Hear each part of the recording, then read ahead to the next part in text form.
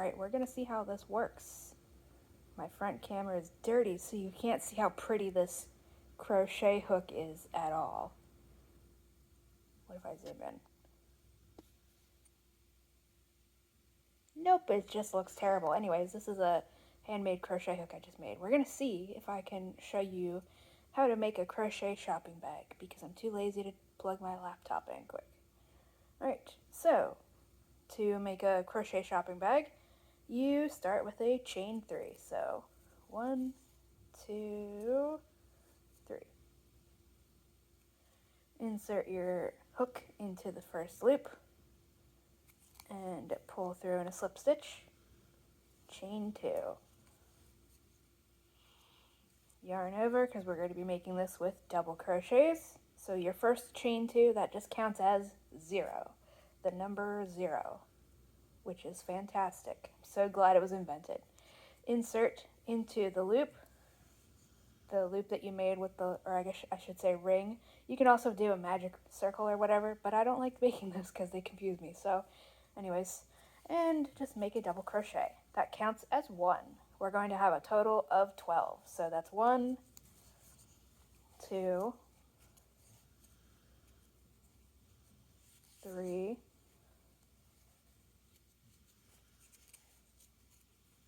pull my yarn closer.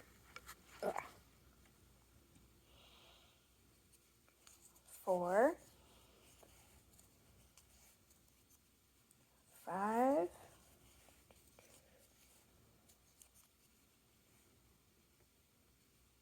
6. Try not to get your tail tangled with the yarn, like I almost just did. 7, 8, 8,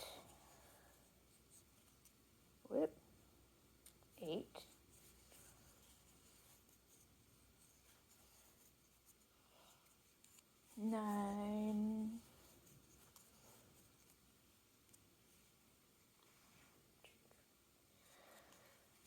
10, 11, and 12. So now you should have a little, wow, the front camera on here. To be fair, where is it? Oh, yeah, that's where I broke the screen a little bit. I think that made it a little bit better. So you should now have a little pie slice circle. So just slip stitch into this part over here to end the round.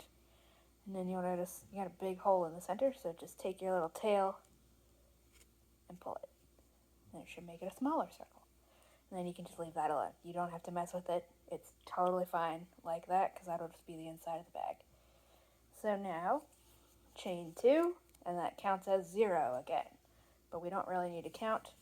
I should show you, in case you're new to this. Always make another stitch in the exact same thing you just made the chain 2. Otherwise, you'll have a weird gap there. So we're just doing double crochets, so just make a double crochet. And then for this round, we do a double crochet in every single stitch all the way around. Or we do 2 of them, I should say. So it's 1 in the first one, 2. So you can see it makes a V shape right there. Also, I forgot to say it at the start of the video, but this is like worsted weight yarn, I think. Maybe slightly on the smaller side of worsted weight yarn.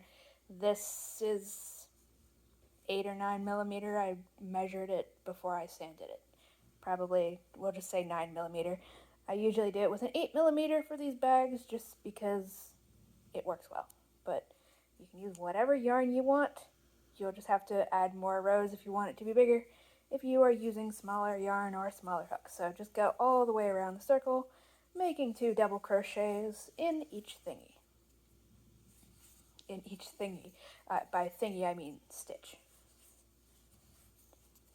You don't have to do any fancy counting on this row. Just put 2 in each. And I'm being texted a survey. Why am I being sent a survey monkey survey? Anyways.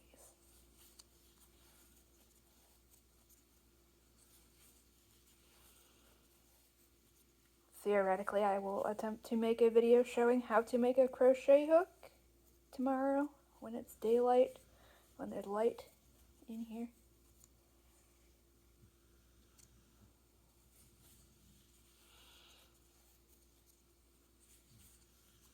And really, you can do this with any yarn or hook size.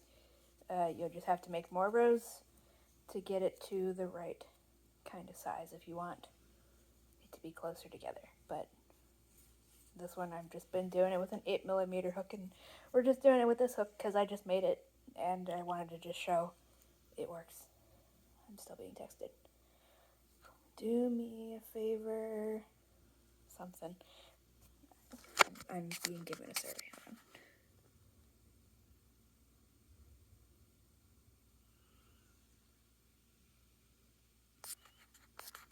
I'm just gonna have to pause this video. My mom is asking me a question. Okay, continuing. Survey questions with trick questions. Either the politicians are trying to trick people into voting for what they want, or they're just incompetent at writing questions. Anyways, we are still going around the circle. You know, I wonder if this would work better if I had a little camera I could just attach to my forehead like a horror movie, and then you could actually see what I'm seeing instead of the opposite. But we're still just putting 2 in each stitch. And finally, we have gotten to the end of the row. Once I do one more. So when you get to the end of the row, hold on, dropping the hook. When you get to the end of the row, you'll have a little space here. You don't have to worry about that. You don't put anything there. You just put your hook. I'm trying to show you now. Put your hook into the first little stitch and slip stitch. Now you got a bigger circle than before. Now for the next row, we again, at the start of every single row, we chain 2 and then make a double crochet in that exact spot, and that counts as 0. Both of those combined counts as 0. You never count that, that's just 0, which is a great invention. Now for this row, for the next one, we will just do a single double crochet in the first stitch, and then we will do 2 in the next one. And then after this row, it gets so easy, just you wait. So we did 1 in the first one. Now we're doing 2 in the second one. So you can maybe see it, or can't tell what angle the camera's at. This is 0. This is 1. This is 2. Now in the next one, we do another single. Well, just 1 double crochet, not a single crochet, just 1 double crochet. And then we do 2. So we're just going 1, 2, 1, 2, all the way around. That's 2, 1, 2,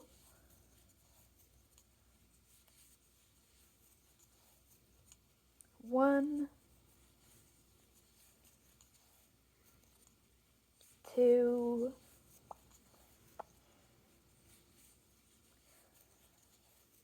1,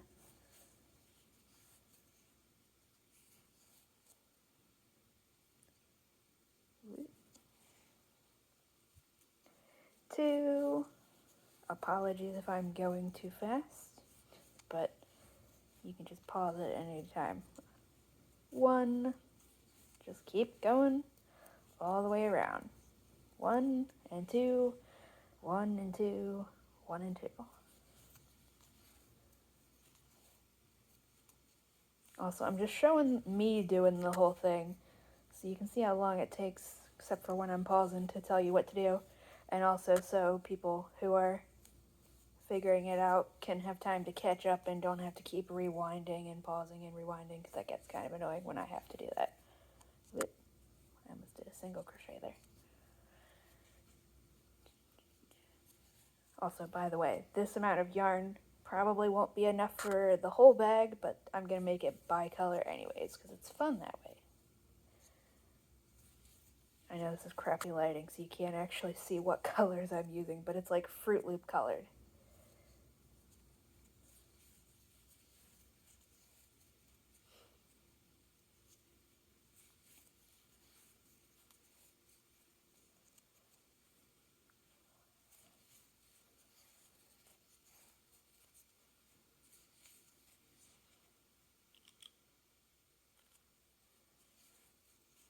They need to invent glasses that don't fall down your nose. It's very annoying. I already adjusted the ear things, but they still want to fall down.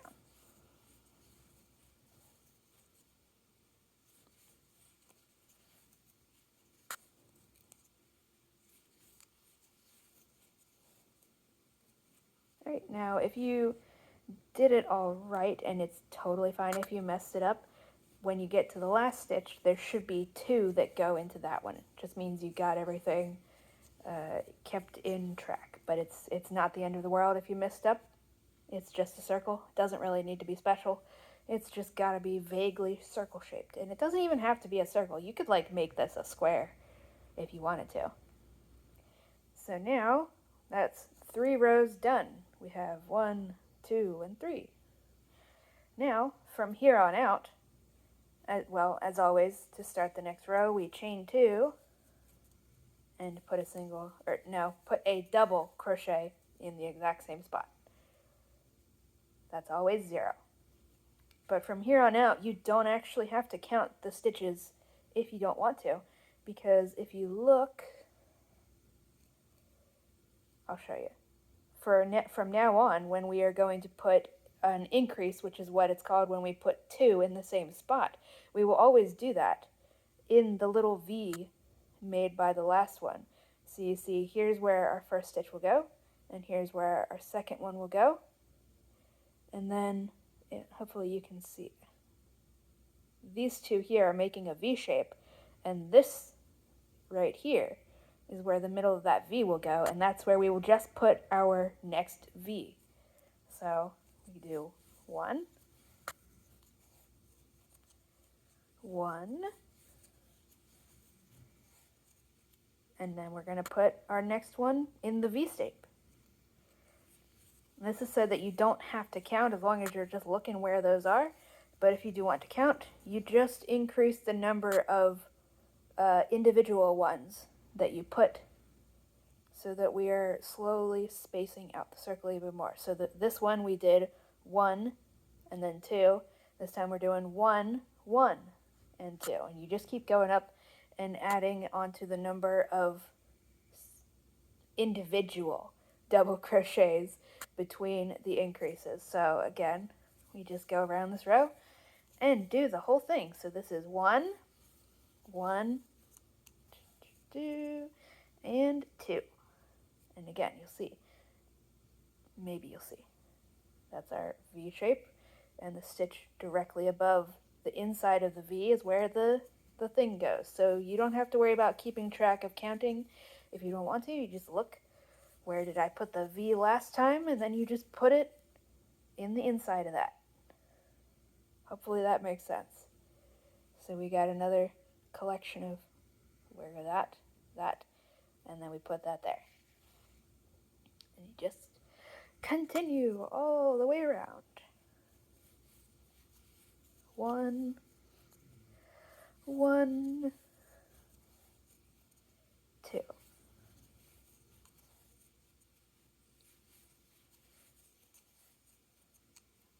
1, 1.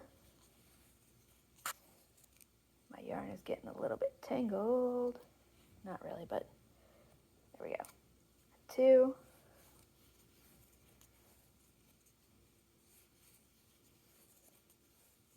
And you might notice how loose this edge is, and you might be thinking, how can that be a grocery bag? Trust me, I've lifted at least 20 pounds with these things. None of them are broken yet. 1, 1, 2,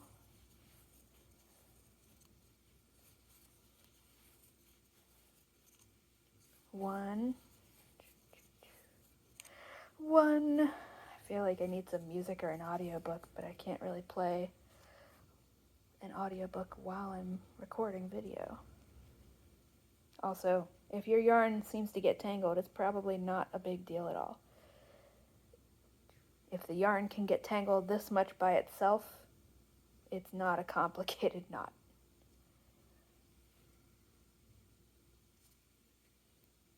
See? I just undid all of that. 0 effort. You just gotta, you get used to figuring out where it all goes. Like, always remember, if your yarn just tied itself into a tangle from you just sitting it down, it literally, physically cannot be complicated. Because it's just gravity and no mind behind it.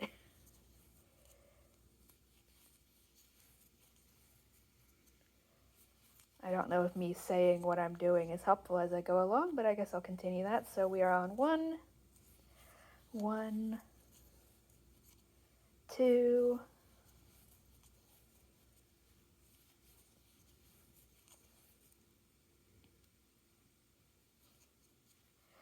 1.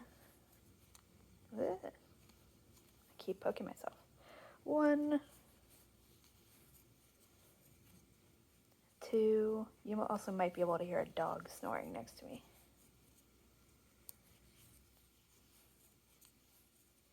See, now we're almost done this row. 1, 1,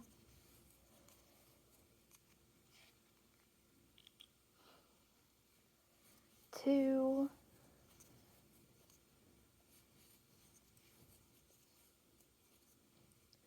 1,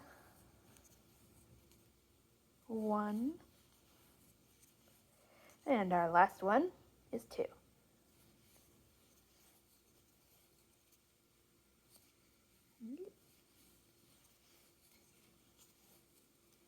Right, now we are done the row, and again, you always ignore that little tiny spot there. You don't have to do anything. When I first started crocheting, I couldn't tell if I was supposed to be doing something there or not. The answer is nope. So now we have 4 rows. So 1, we got our middle here, 2, 3, and 4. Once again, for the next one, chain 2, and double crochet in the same spot. And now we were just going to continue. So this time, here's our V right here. So we will just put our increase right there. So we'll just put 2 stitches in that spot because that's the spot that is in the middle of the V shape. Also known as, we're going 3 spaces this time and then doing an increase. So 1, maybe I should be counting to 2. 2, 3, let's do it this way. So that's the 3 double crochets that are all in their individual spots, and then A and B in the same spot. Does that make sense? I don't know. I've never made a proper tutorial before. So 1, 2, sorry for switching up the terminology through halfway way through. 3, and then A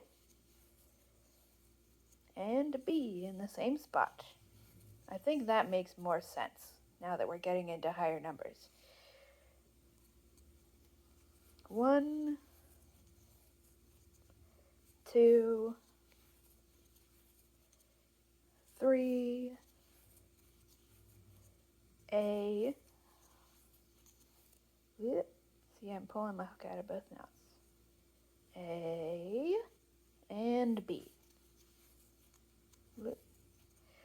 1, 2, let me get some more yarn. 3, I'm just kind of singing the A instructions for some reason. A, B. And you know what, I said it before, I think, but I'm kind of confused about what wood this is, because this might be like, I thought it was China berry, but they have leaf scars that look like it's from a walnut tree. And this is just like a circular leaf scar. And I don't know what that is. I thought it was Chinaberry, but maybe not. Unless this is somehow they have really woody compound leaves, but I don't think that's it. Anyways, 1, 2, 3. I did find it near a creek, so I think ashes like creeks, but I don't know what ash trees look like. And then A and B. Whoop, I made a single.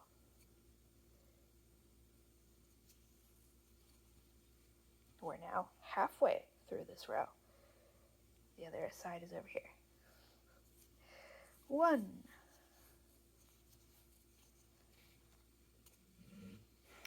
2. You probably can't see a single thing I'm doing. 3. A. B.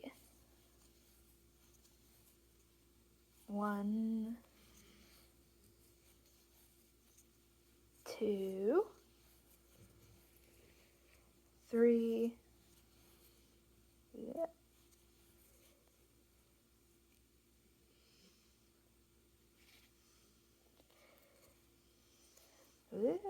I only went through one loop. A, B. 1, 2, 3. A, B. You know, I hope AI trains on this video and gets the worst possible data ever and just makes the world's worst video. 1, 2, 3. A and B.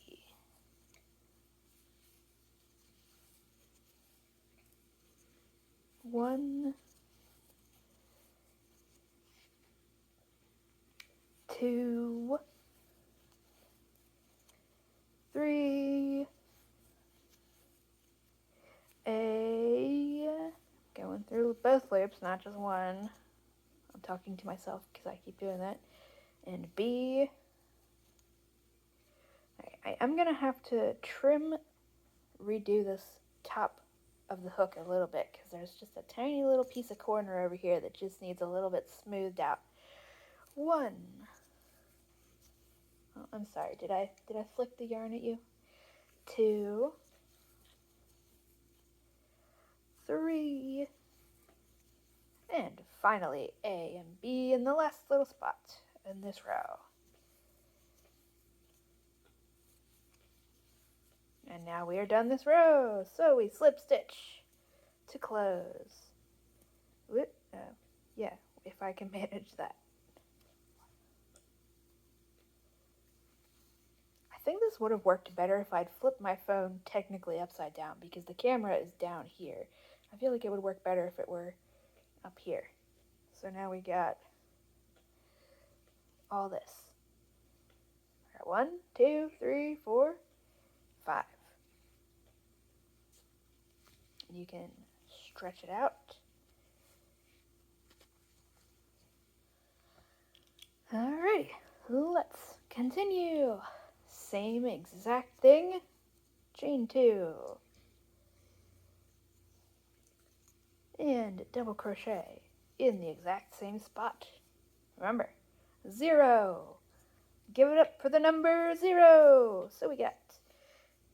And then again, we're just continuing the exact same pattern. So we just do 1, 2, 3, 4 this time, and then we do 2 in the same spot. And if you don't want to count, you can just put it in the stitch above the center of that V shape. And you notice, if you go down, we got V, V, V, all the way into the middle. So when you have your whole circle, you can imagine the V shapes as like spokes of a wheel just going out and getting further apart. It's the exact same concept. You notice how I keep having to adjust my glasses. Anyways, so 1,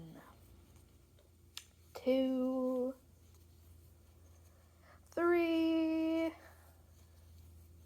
4, I don't know why I'm singing, and A, and B. Now we're just going to do that the whole way around. So 1, 2, 3, ooh, lightning out front, 4, that's why I don't have my laptop turned on. I hope you guys could hear that. The dogs sure could. A, B. You guys don't need to freak out. We're good. 1, 2, 3, 4, A, and B.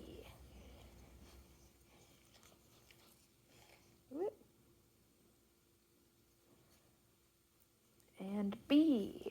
That's what I am redoing. Also, just for the record, if you're going to make your own crochet hook, make it more lightning. Let's see if you can hear the thunder.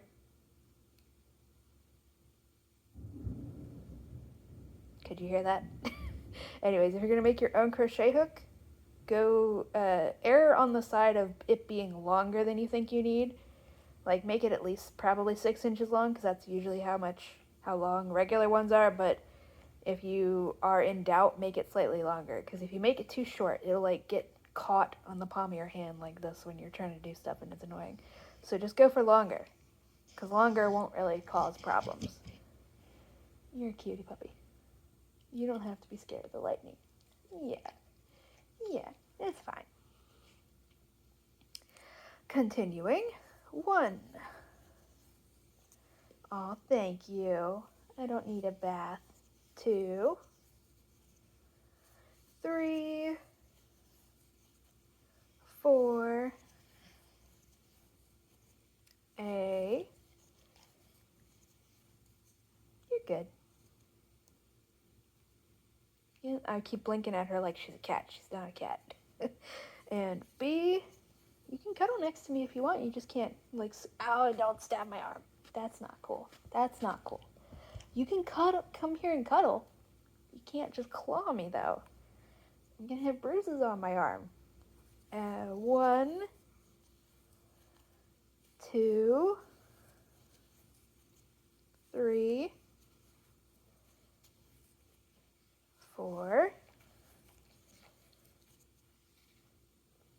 A, B. She said no to cuddling. She just stabbed me in the arm for no reason. 1, 2, 3, 4,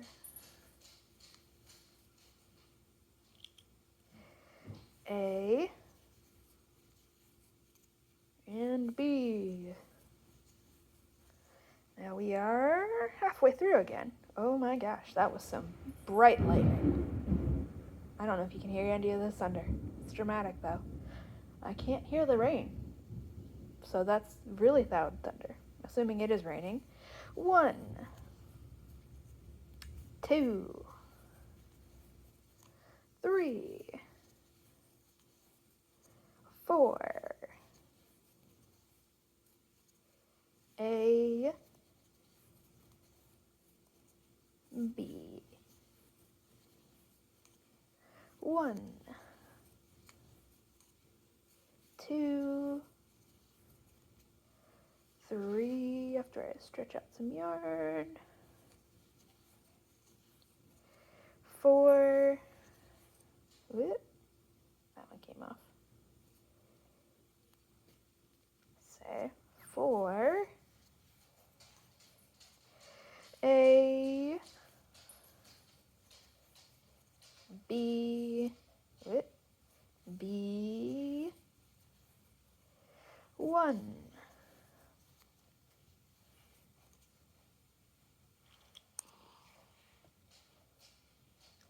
Here, look at this little knot the yarn has made.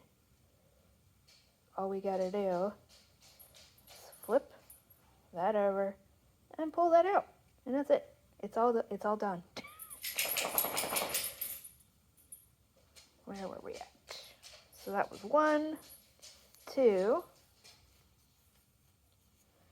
3, 4, A, B. Also, you can download this video. It's public domain because I said so. It's not like I'm playing any copyrighted music or anything. This video is public domain. 0 copyright. Download it, re-upload it, wherever. It's probably not the best tutorial, but you can download it. 1, 2, 3, 4, A, B, 1, 2,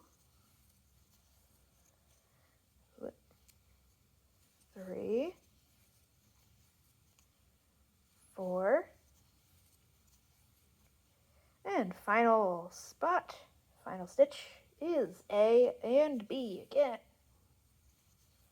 That means we didn't miscount at any point.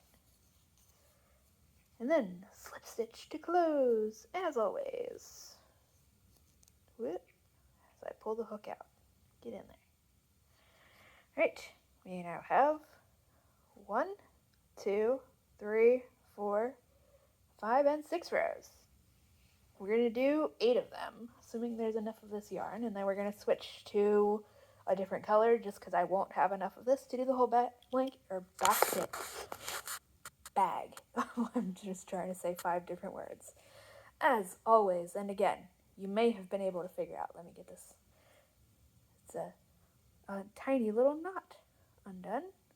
Look, we just pull that and then pull that. And it's gone. Alright.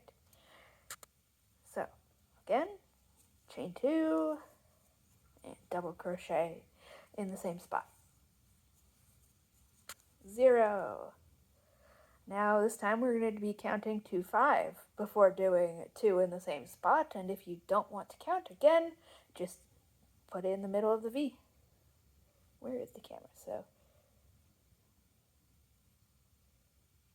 I figured you can get it if you're looking at the yarn in front of you. So let me pause and get a drink quick. Okay, I'm back. I cleaned it.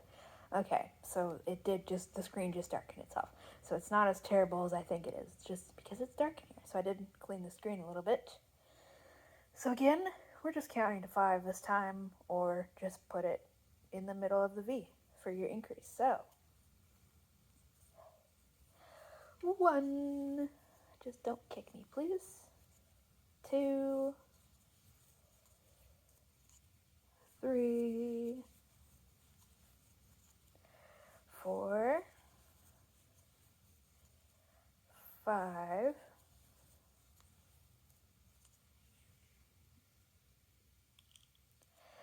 8,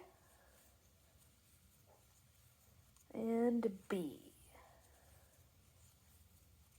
And again, 1, 2,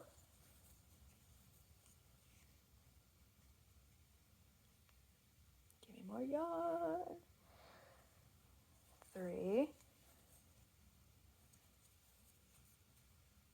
4, 5, A, B. I don't know why, but I have the sudden urge to watch the Planet of the Apes movies. And whenever I refer to the Planet of the Apes movies, I mean the actual Planet of the Apes movies, the originals. If you've never seen the originals, you should, because I can't remember what year they made the new ones. I think it was 2011, and they're literally more racist and less progressive in every imaginable way than the originals, which is not how these things are supposed to work. 1, 2. Actually, I shouldn't even say that's how they're supposed to work, because that implies that the future is always more progressive than the past, and that is simply not true. 3, or maybe we're on 4. Let me see. We're on 4. 5, A, B. The original Planet of the Apes movies are actually anti-racist, anti-slavery, anti-war, both criticizing the Cold War, 1, and the Vietnam War, 2, 3, 4, 5, A, B. They were explicitly pro-civil rights, anti-police brutality, and so much more. 1, 2, 3, 4, 5, A, B. Let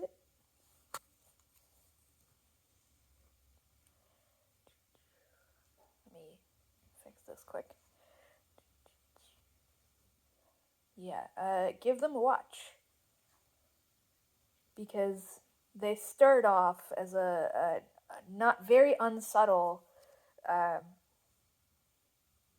metaphor where the apes represent white people. Specifically, in the first movie, they represent the group that the apes, the titular apes of the Planet of the Apes, the different groups that they represent change from movie to movie. In the first one and the second one, they represent, well, first one they represent white people in general, kind of in general, but also McCarthyism. So white America, white supremacist patriarchy, in America in particular, although I'm sure it also applies to other countries. 1, 2, that's not complete. 2, 3, 4, 5, A, B. Do I have to keep counting, or 1? We'll do it one more time. 2,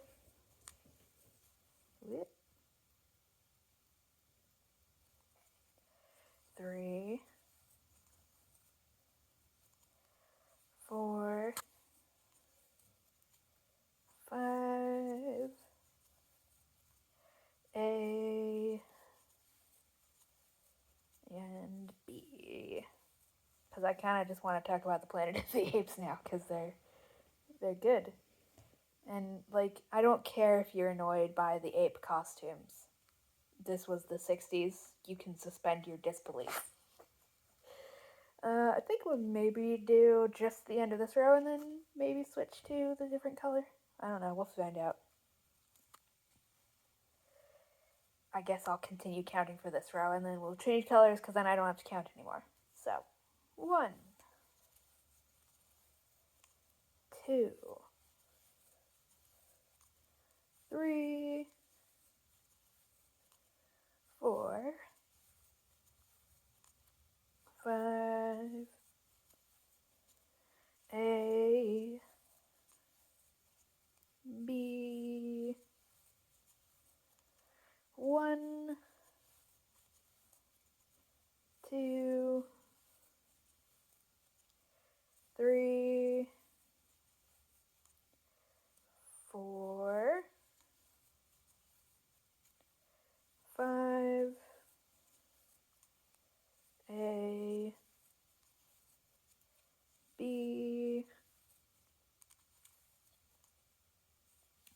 1.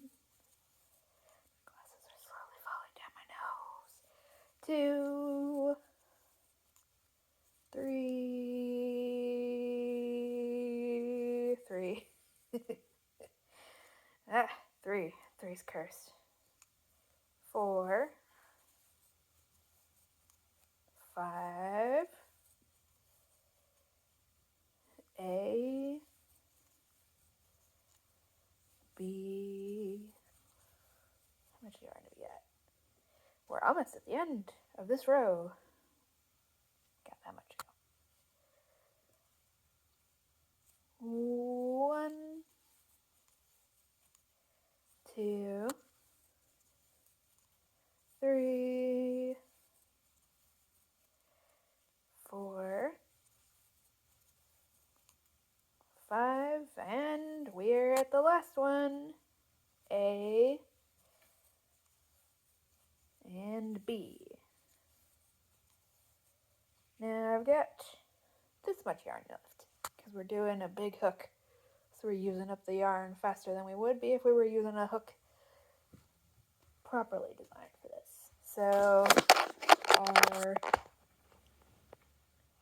our circle's like 2 hand lengths long, so that's a good size grocery bag, so we'll do that. So let me go grab the other yarn. Okay, got my other yarn, which in this case is like off-white. Hello. You want to sniff the yarn? Okay. So to change color at the end of the row, you're going to put your hook in like you're gonna slip stitch, but you don't do it yet. So just stick your hook in there, take your scissors, and cut like that length. I don't know what that is in centimeters. It's like 2 inches, 3 inches. I don't know what that is in centimeters. I'm sorry, centimeter users. So now, you got that little tail. Now get your other yarn out of the way that you're not using anymore. Take your new yarn, which in this case is white. Make a little loop with like a tail approximately as long as the tail you just left on there. And put that on your hook and pull that through like you're doing the complete slip stitch. So now it'll be like that, and you got 2 tails. So just take the 2 tails, I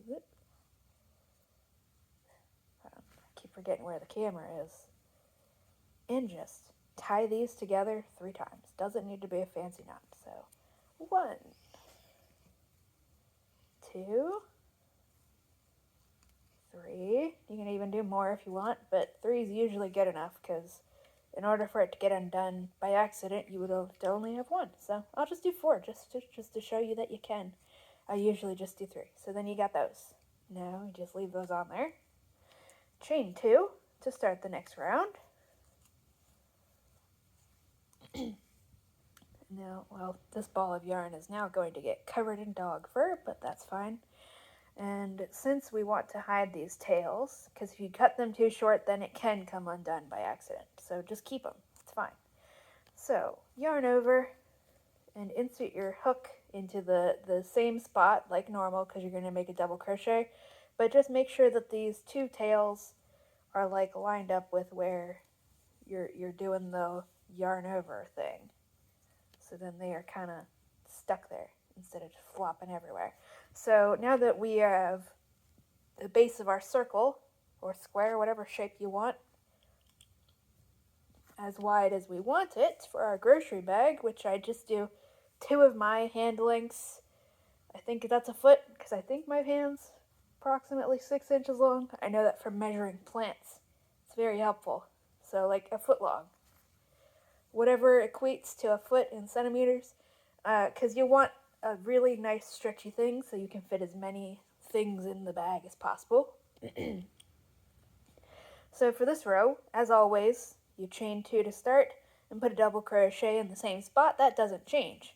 But instead of doing whole rows of double crochet, we're now going to chain 1. We skip a stitch down here and then make a double crochet in the next stitch. And just keep the little tails so that they are getting pinned in place when you do it. So we have a little shape like that now. So we're going to make like a web so that we get some nice stretchiness, and we just keep doing that. So you do the double crochet, you chain one, you skip a stitch. Hope you can see what I'm doing. And you can pull those little tails over. Just make a double crochet, chain one, skip a stitch.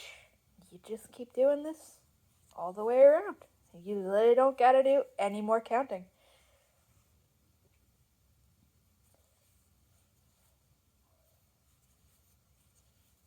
So I guess I should narrate. Double crochet after skipping a stitch, chain one, double crochet, skipping a stitch, chain one, double crochet, skipping a stitch. You just got to keep doing that all the way around. I'll show you what we got so far. Because this makes it nice and stretchy both ways, but it also is just way easier to do, because some people will say, like, do a chain of 5 and then skip 4 and then do that, but that's just so much more complicated than this for pretty much the exact same result. So this is just a billion times easier. And it just comes out much more even looking, I think, and it's just way more beginner friendly. So you just do that the whole way around. So you just skip a stitch, double crochet, chain one, skip a stitch, double crochet, chain one, skip a stitch, double crochet, chain one, skip a stitch, double crochet, chain one. I'm sure somebody can make a song about this. Skip a stitch, double crochet, chain one, skip a stitch, double crochet, chain one. You just keep doing that all the way around, and we'll do this for like 5 more rows. I don't know if you want me to continue doing that, but I guess I could. Well, I don't know. I guess we could talk about the Planet of the Apes now, because we don't got to do anything different. There's nobody here. I'm sorry. You can sit up here. You can come on up. Good puppy. Hello. Oh, just don't wait. Alright, you can't steal the yarn. I need that. Thank you. Bye. She immediately leaves again. You want to go outside in a thunderstorm? She's pretending like she... What? I gotta check the weather first. Hold on. Alright. This dog wants to go outside, so I gotta make sure it's not actually raining. Nope, there's still thunder and lightning, so we cannot go outside. Alright, we're just going to continue. So, all the way around. Double crochet, skip a stitch, chain one, all the way around. Anyways, back to the Planet of the Apes movies. The different groups that the apes represent changes from movie to movie, because that's just how they gotta work. So in the first one, it's just a whole, like, it's kind of playing at reverse racism, where the victim of racism in the first movie is a white guy who apparently was super famous back in the 60s. Like, his name starts with C and H, and I don't remember which order. Charleston, Heston, Charles, something like that. I'm probably like doing blasphemy or something, but like some really famous white dude. To make white people in the audience go, oh my gosh, even I could be a victim of racism. Maybe it is bad. Where the apes represent white people, and in this case, the white guy represents black people and other people of color. But in particular, black people, because the whole subject is slavery and all this stuff. But also Native Americans, because it's also talking about colonization and all these things. Again, we just keep going all around the circle.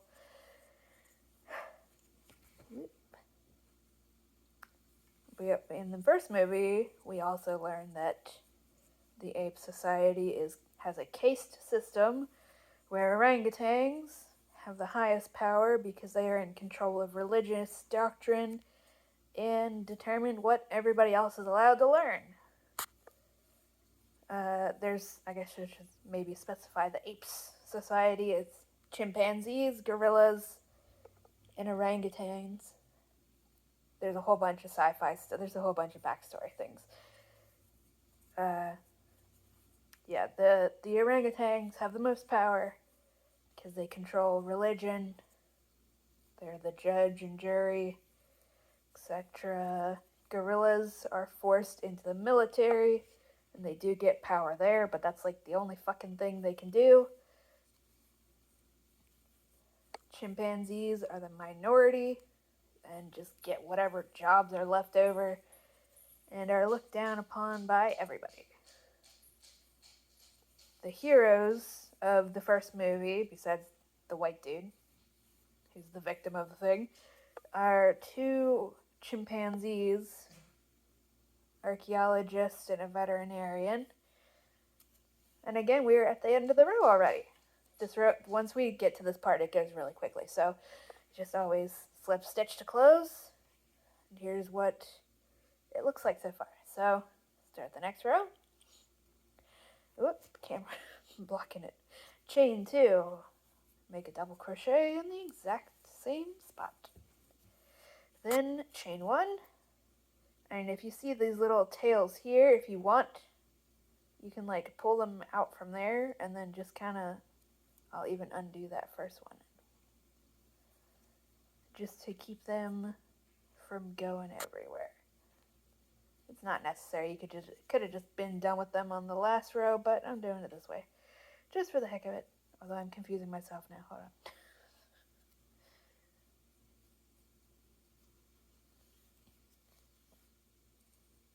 Oh, it's because I'm not yarning over. I'm like, what am I doing wrong here? The answer is I'm not yarning over.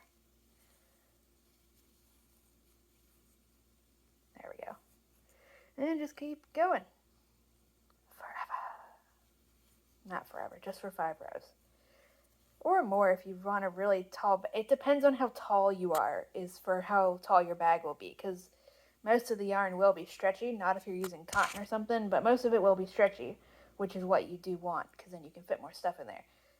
But you have to make sure it's not so stretchy that it'll drag on the ground if you're short. So, figure out how tall you are. Figure out, like, just stand with your arms at your sides like you're carrying a bag. See how much space you got to the ground and stuff like that. It doesn't need to be complicated. But if you're shorter, make shorter bags or you will regret it. I speak from example. Anyways, you don't have to listen to me ramble about Planet of the Apes. There's a fantastic... Oh, the book's on its sideways. There's a fantastic book about it. I just forgot the guy's name. His last name might be Green. Something Green. I don't remember his name. Sorry, man. But it's fantastic. It's just a fantastic analysis of the movies and all the politics going into them. There's also a documentary. I can't remember what the documentary is called besides maybe Behind the Planet of the Apes, but the book is called Planet of the Apes as American Myth. Something, I can't remember. It's a longer title than that. It's currently out of print, but you can still buy a used copy. So check eBay and stuff. You can also borrow it from the Internet Archive, which is free. You just need an account. Unlike other things, they don't send you a billion fucking emails that you didn't ask for just for signing up. I wish websites would grasp that if you just keep sending me annoying emails, I'm deleting my account. I hate you for sending me emails. Anyways, we're just continuing all the way around. Exact same thing you could be doing anything. Also, if you have ADHD and you can never listen to audiobooks or something, if you haven't figured it out yet, you can listen to audiobooks while you're crocheting, because usually it means you can't pay attention unless your hands are doing something. If you're crocheting, your hands are doing something. So this is a great time to listen to audiobooks.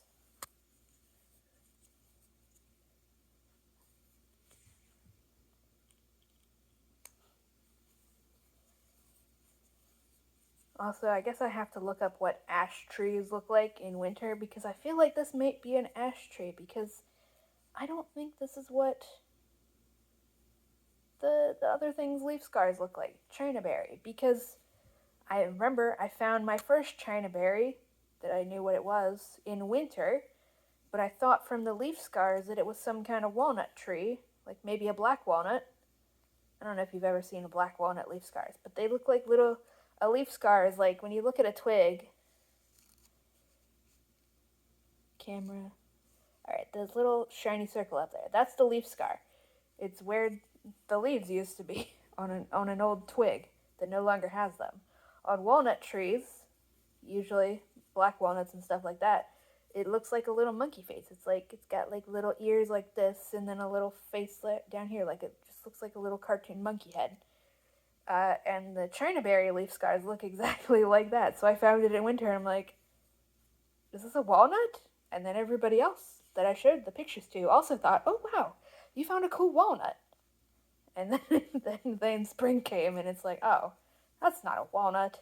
It was very disappointing, because it's growing in a creek, and I was really hoping it was something native, but alas. I will say they are pretty trees, though. But this is not what their leaf scars look like, so I don't know what this is. So maybe this is an ash tree thing, but I don't know.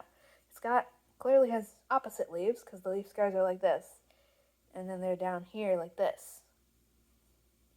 Opposite, but also alternating, or not alternating. I can't remember what the name is. Like whatever mint style is, where it comes out on one side opposite each other, and then blah blah blah. It just keeps going like that forever. That has nothing to do with anything besides I want to know what tree this came from, because it's really nice for carving. It's really nice and lightweight. Doesn't like just fall to pieces. There is a tiny little crack along this side that I'll just put some Mod Podge at some point, but it's not, and it's got like a little hollow pith on the inside, but that's not affecting anything. You can see it's got a little scooped out section like a spoon there, but that's not affecting its ability to make a crochet hook.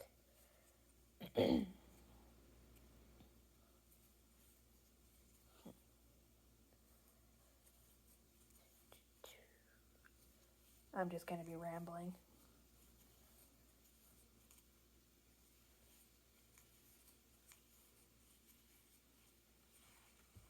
You know what's the most disappointing thing ever? Being on a road trip, and the driver says, hey, do you guys mind if I put on a murder mystery? And I'm like, wow, a murder mystery? That sounds really fun. I didn't know you liked audiobooks. Yeah, mystery novels are always fun. And then what she meant was true crime. That's not a fucking murder mystery. That's like just fucking exploiting real people's trauma and often death. Not even doing it to actually help the victims. You're just fucking fear-mongering and making people paranoid about stranger danger, even though it's usually not a fucking stranger. Anyways, yeah, that's fucking irritating. Let's continue. So we have 2 rows done now. You can maybe see what color we're going to have. I think it's like an upside down funfetti cake. I just think this combination goes well. We got the not that the lighting in here is good. It's like saturated Fruit Loop colors, and then we got white. So we're going to pretend it's like upside down sprinkles on a cupcake. Can't really do it the other way around. It would be cute to make little cupcake earrings or whatever, but I don't wear earrings, and I don't know anybody who does. And that seems like a lot of effort when you could just make them a lot of other ways. So we're going to have 5 rows of this thingy, and then we're going to make the handles.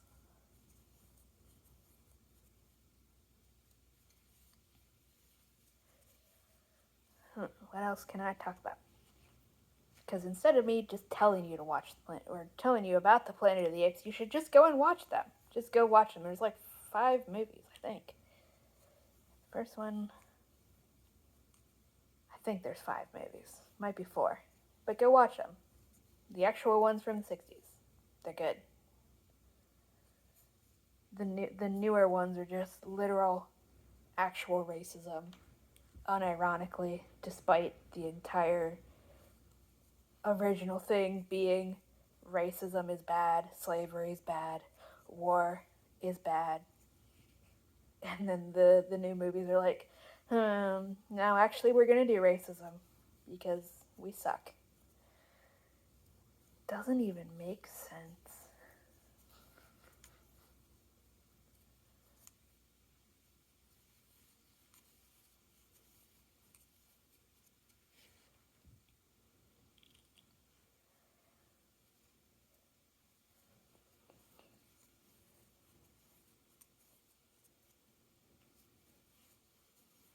Maybe next I'll make a video of not showing how to make this hook because it's already made, but I'll show you how to make one out of the same wood.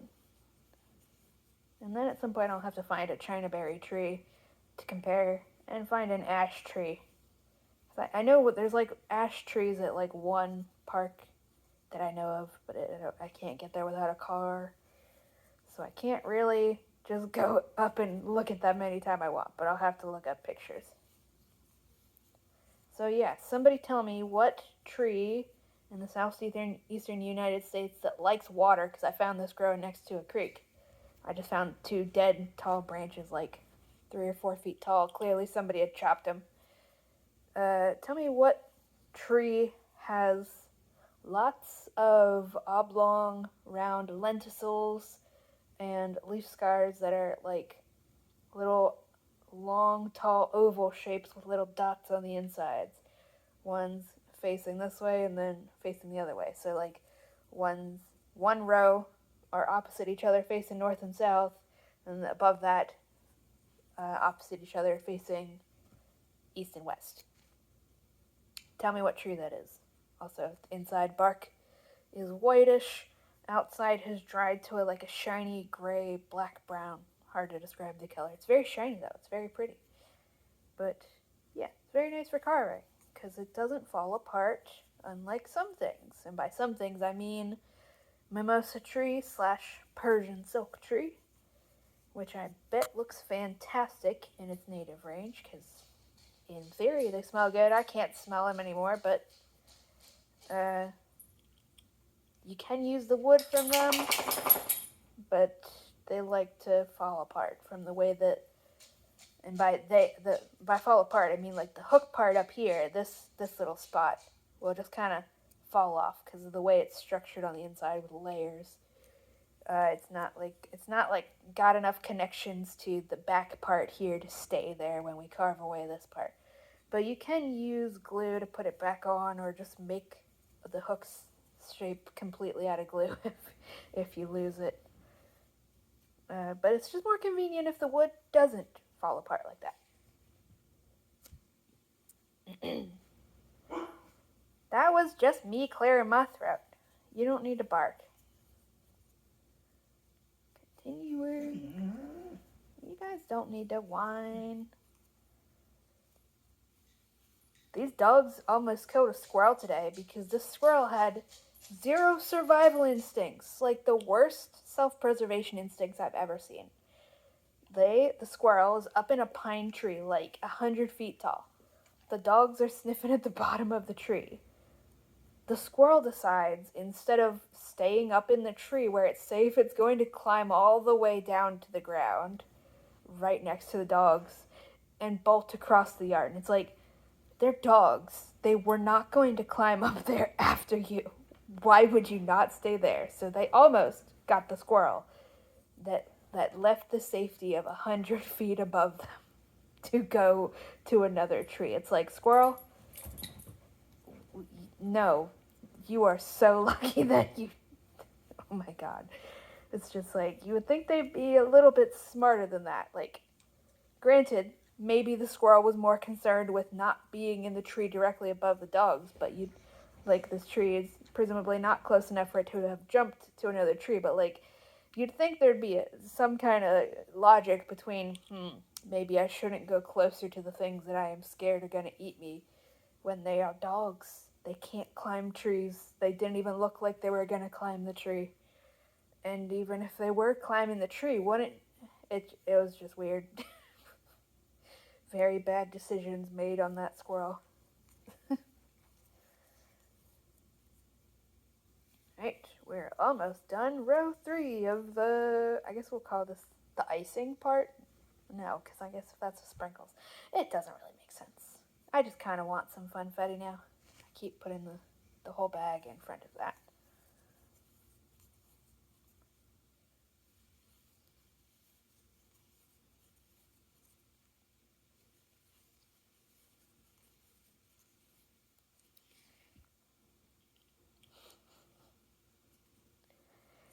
And we are at the end of the row. So we just slip stitch. And we got, well, if I can slip stitch successfully. Yeah, now we got 3 rows of our mesh.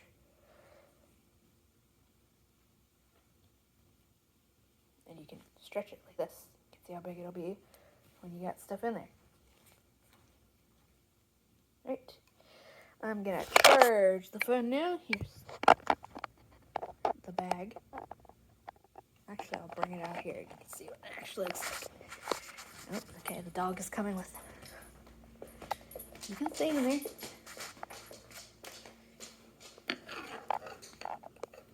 Really awkward angle, but alright, now I'm gonna charge the phone for a bit. Okay, I'm back. The phone is fully charged now. Sitting on a different angle. Just found out that this crochet hook is, in fact, I am correct, it's not Chinaberry. It's a critically endangered species. It's from an ash tree, and all of the ash trees native to my area are critically endangered. And if I forgot to say so, no, I think I couldn't remember the first part of the video until I looked back through my pictures. This twig I got because I was riding my bike, and then somebody just clearly went through their yard chopping down all kinds of things and just shoved all of the branches onto the sidewalk and completely just blocked the sidewalk with a giant pile of branches. So I just started going through. Fortunately, this was after I started making crochet hooks. I'm like, you know what? Fuck it. I have my goddamn clippers with me. I'm going through. It's free. It's free real estate. And started clipping things, including elderberry cuttings. Not cuttings because they're dead, just dead branches. But elderberry twigs because I was going to use it for also making bee hotels for, bee and wasp hotels for, what's the word? Things that don't have a hive. Solitary bees and wasps. And elderberry, like this thing here, which is why I took it. Where's the camera? You can see it's got a little tiny pith, which is why I also took this. And also just for making crochet hooks. I didn't know what it was. Elderberry has a big pith in the middle, which means bees can very easily, and wasps, can very easily use it to make things. So somewhere I'm going to have to go back to that spot and look for ash trees because somebody, at the very least, was chopping what I hope were dead branches off of one and just throwing them out with the garbage. Because I went back the next day to get more twigs and stuff, and it had already been picked up by the trash people. So, yeah. I guess when we're done adding 2 more rows of this, I'll flip the camera forward again and actually show you the details of the twig. So, yeah. That's cool, and I guess I gotta just dedicate my whole rest of my life to this now. Because I've found maybe 2 or 3 ash trees, and at least one of them has seeds on it this year. I didn't realize that was a big deal. So I'll be contacting like the state, whoever is in charge of conservation, and saying, get somebody out here with a fucking ladder, collect these seeds, start growing them and protecting them and all this stuff. Alrighty. So yeah, in fact, it's from an ash tree. What species? I don't know. There's like 5 or 6 species that you can find here, and I don't know how to identify any of them, but they're all endangered. So that's cool. And by cool, I mean ridiculous. Alright, we're going to continue the bag now. Shouldn't take too long. We're just doing 2 more rows of this. Make a double crochet, chain 1, skip a space, etc. So yeah, I'm in the southeastern United States. I didn't actually look at a map of how far ash trees originally go, but if you're in, I guess, the entirety of North America, I'm not sure how far south or north they go, but I presume that they also go in. I mean, they are literally, Mexico is part of North America. People are just racist about it, and they decide that it's not. Except that's not how that works. Mexico is North America. I presume ash trees probably go up into Canada and down into Mexico. It's not just in the United States, because national borders aren't real. Some people are very, very just hung up on national boundaries, and it's like, plants don't give a fuck about that. There's no meaningful difference between Mexico and America and Canada to a plant, just because a person decided this is where there's an imaginary line. Plants don't give a fuck. Animals especially don't give a fuck, because animals can move around anytime they want to. Anyways, if you're anywhere in North America that there's maybe ash trees are meant to be growing in your area, maybe find out if there's anything you can do to help protect them. They are endangered because of a beetle called the emerald ash borer, which is a really skinny, long beetle that's shiny emerald green. It's long and skinny, like narrow, don't just start killing any green beetle you see. There's lots of green beetles that are native, and they're also very shiny. That in its natural range, I think it's from somewhere in Asia, but I'm not entirely sure where. And in its native range, it's fine because it has competition, and it's just providing competition for the ash trees that it's native with. But for here, it has no predators, no natural predators. So when it starts laying eggs in ash trees, and all of this information is just what I learned in the past hour while my phone was charging. They lay their eggs under the bark of ash trees, and then the larvae go around inside the tree eating it. And again, this would be totally fine if this were a native species that had spent however many thousands / millions, I don't understand geologic timescale, since North America and Asia stopped being a singular thing. This would be fine, except now these trees have evolved without the ash borer, the emerald ash borer, for however long, and there's nothing here naturally that eats it, so it's just going around. The beetles are having a heyday. I don't know where that saying comes from. The beetles are just having a smorgasbord, an all-you-can-eat buffet, and the trees have no recourse, apparently. So, yeah. Apparently, some trees are better able to resist it, and because I was just scanning all the info I could see quickly. Looks like some trees are better able to resist it. Maybe they taste gross. seems like people don't know the answer for sure. If it didn't show up, I'm rolling my eyes to the fucking heavens, because apparently there's a bunch of fucking AI generated bullshit title cards and crap saying maybe that seems to be implying that pileated woodpeckers are eating them.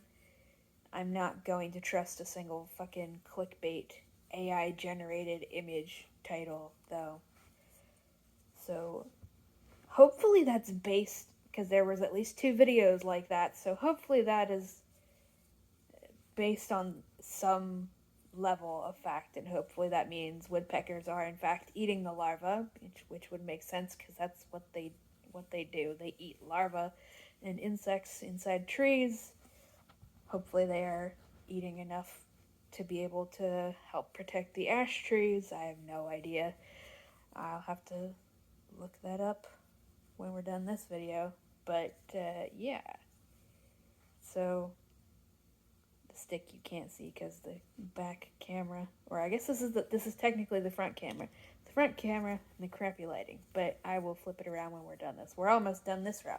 And then we just have one more row of this, and then we just have the handles to make. And the handles are probably the most quote-unquote difficult part. It would be easier if I had stitch markers, but you can also just eyeball it. It's not scary. Don't be intimidated. It'll be easy. Ah, just failed that thing. So yeah, today I learned ash trees are critically endangered. I don't know how I never knew that. You don't know what you don't know. Now we're done this row. Slip stitch. So yeah, me saying, wow, this wood's really good for making crochet hooks. I should find more. Only if it's already dead, because critically endangered.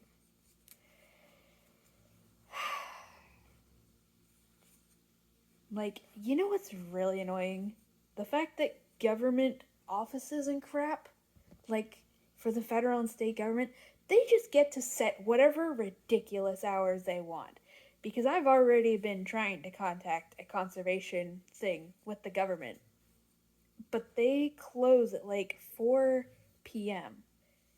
And every time I remember that I need to call them, it's past 4 p.m. or it's the weekend when they're closed, even though it's the government.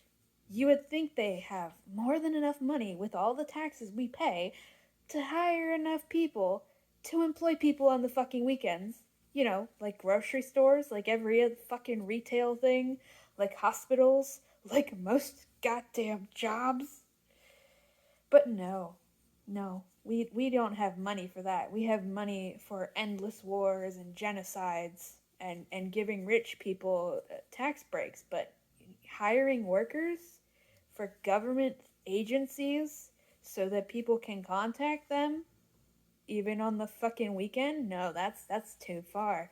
I've literally already been trying to contact the fucking state conservation thingamajigs. There's multiple about the Pineland butterfly peas I found, which are supposedly only found in Florida. Again, national boundaries aren't real. That's ridiculous.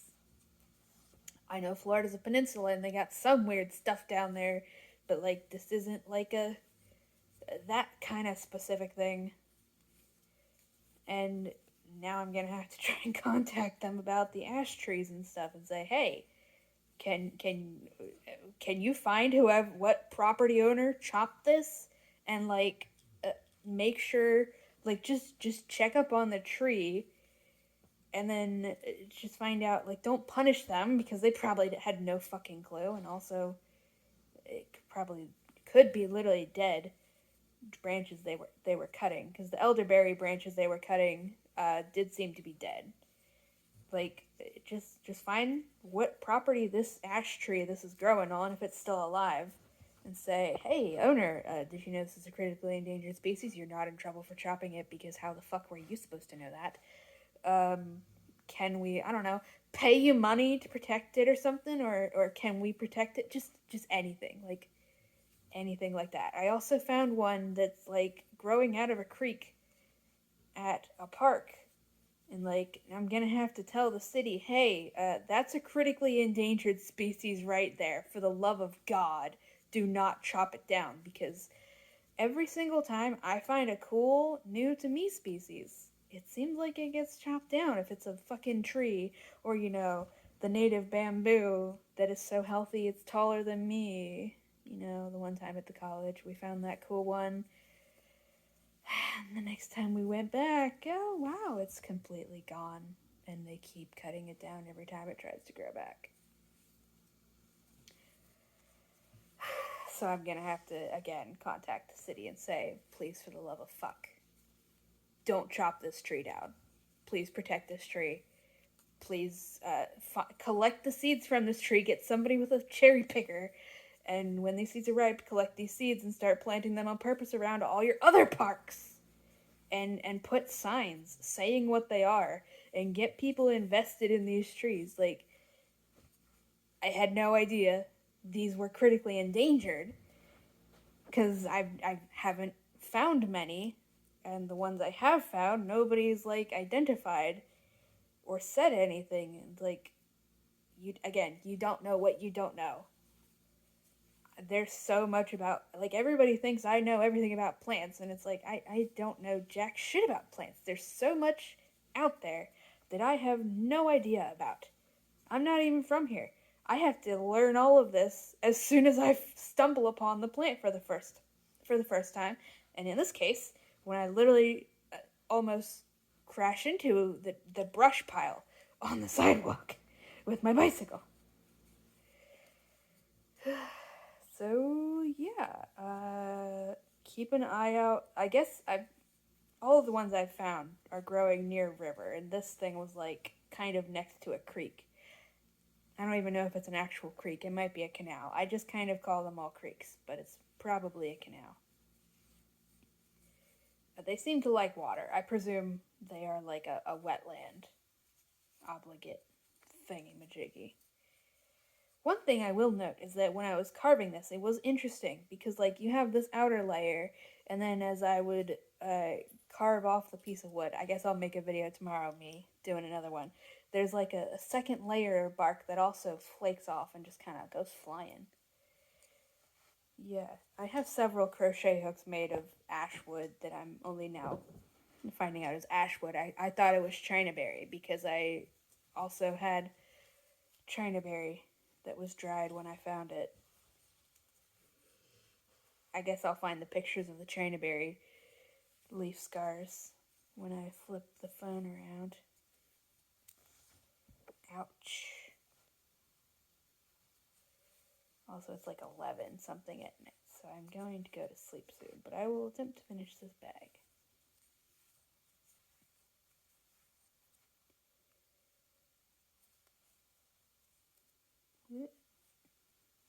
So if you live anywhere that has creeks, rivers, maybe lakes, swamps, I don't know, anywhere with water, and you're in like North America, go look for ash trees. If you know what hickory, they have compound leaves, I know that part.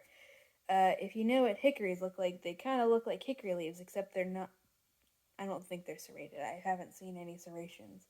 So we have 1, 2, 3, 4, and 5 rows. 1, 2, 3, 4. Oh, we already have 5 rows. Thought we only had 4. Alright, okay, we're actually ready for the handles now. Maybe? I think I want this taller though.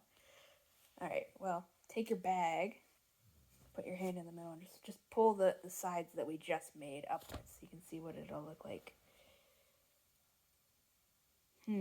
Why did the camera get darker? Why'd you do that, phone? Why do you keep lowering the brightness? Stop doing that. Just because I said it's almost midnight doesn't mean you need to lower the brightness. Let's see. You can like fold it in half and see what it'll kind of look like. I kind of want one more row.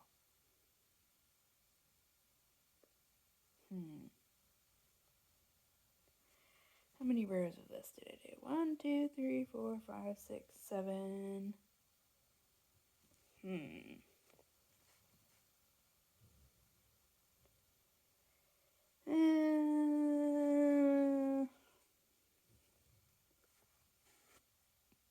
Well, you guys can do one more row.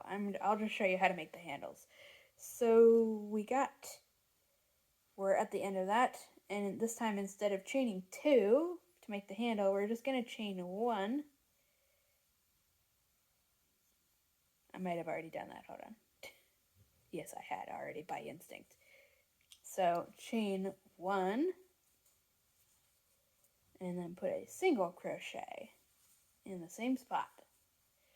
Now count 1, 2, 3, 4 stitches along and put single crochets in each of them.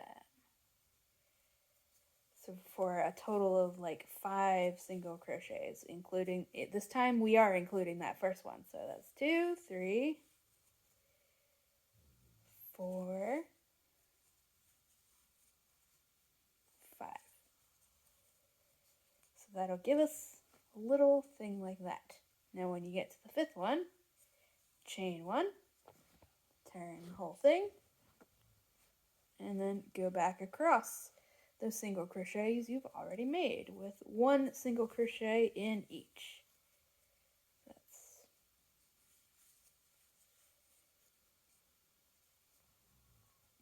Because we are making the handles with single crochets, because if you make them with double crochets, they stretch too much, and it's not as comfortable to hold if you're putting heavy things in it.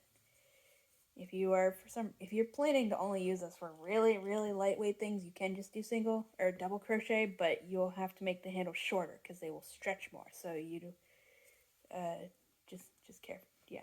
So we're just gonna keep doing that until we have like 14 or 15 rows of single crochet. So that was the 2nd row. We're now on the 3rd one. So when you get to the end, you just chain 1 and then turn, and then just do more single crochets. So this is the 3rd row.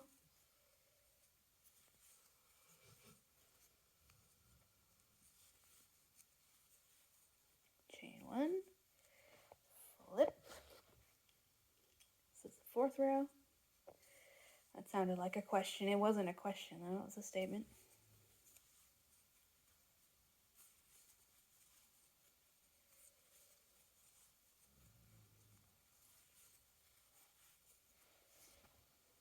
Chain 1, flip.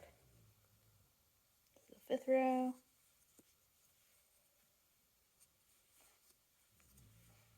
I feel like you can't see anything because my hand is there.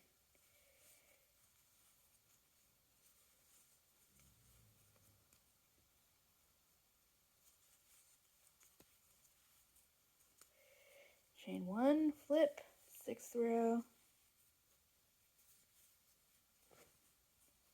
I feel like my hand is just going to be in the way because this is just such a small surface.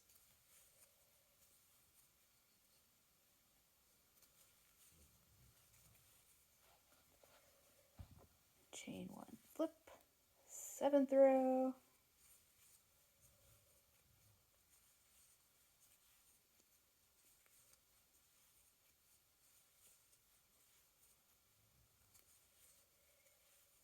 And then at any point you can just stretch this out to see what it looks like so far. You see how big the single crochets will get when you stretch them out like this.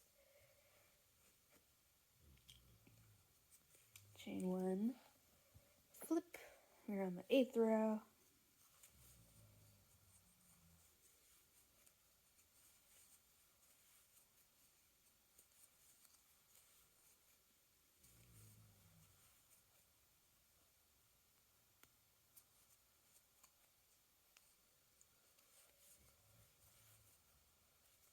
Chain 1, flip, 9th row.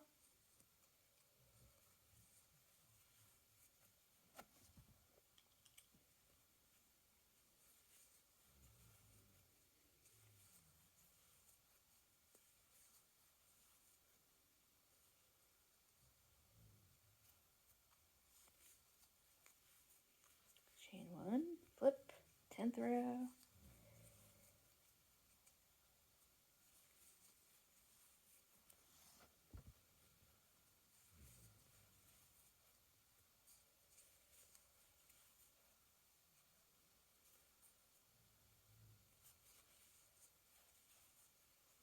stretch it again. And however many rows you do will just depend on the size of your hand and or the hand of the person you're making it for and how big your yarn is. You want it to be enough that it can fold over your hand like a grocery bag handle. Chain 1, flip, we're on the 11th row now.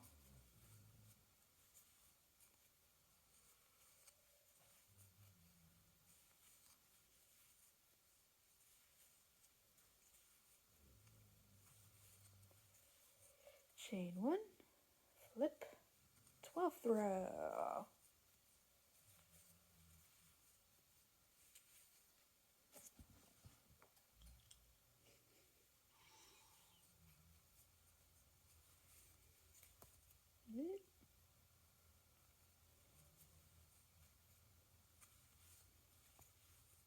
Chain 1, flip, 13th row, at least for me. You'll have to figure it out for yourself, for your hand size, and your yarn, and how big your stitches are.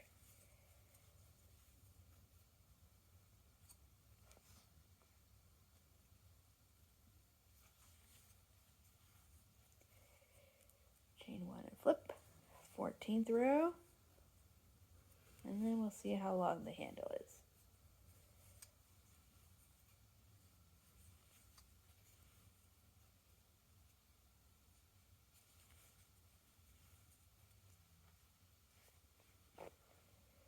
So here's how long the handle is. So I think that's long enough for this one with this size of a hook. So now, make sure your handle, make sure that when you look inside your bag, the tail is on the inside, just so the handles are facing the right way. Anyways, whichever way your hook happens to be on, if it doesn't really matter. But look at the base of your bag or your handle, and then count the spaces. These spaces, I'm trying to just show you. The spaces in between these. So 1, 2, 3, 4, 5. Okay, I dropped it. 1, 2, 3, 4, 5, 6. Count approximately 6 of them. Flip it, and then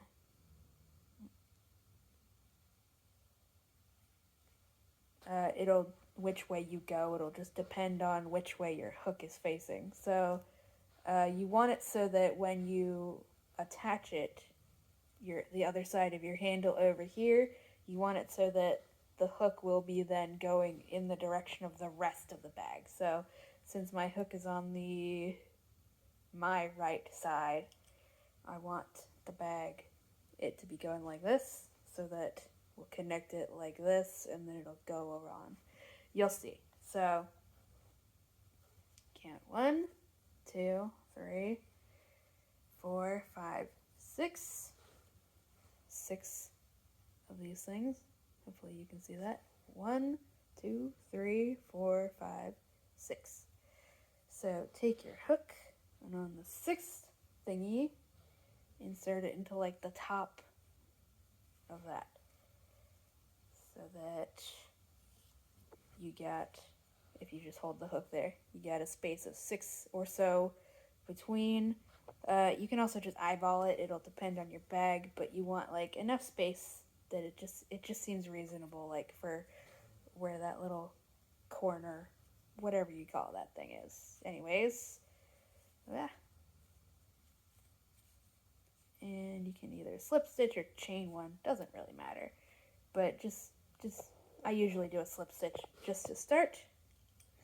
Then take your hook, and in your handle section, insert it into the first stitch remaining, which will be next to where your slip stitch is, and then the stitch across from that on the rest of the bag, and do a single crochet to attach your handle. Hopefully you can follow those instructions without having to see what I'm doing, because I don't think I can show you. at least until it's done. So see, we're going from this way, that way. Let me put the hook in here and I'll hold it up. Although the yarn is like the same color as the hooks, so that's probably not helpful. So we're going through both of them and then making a single crochet.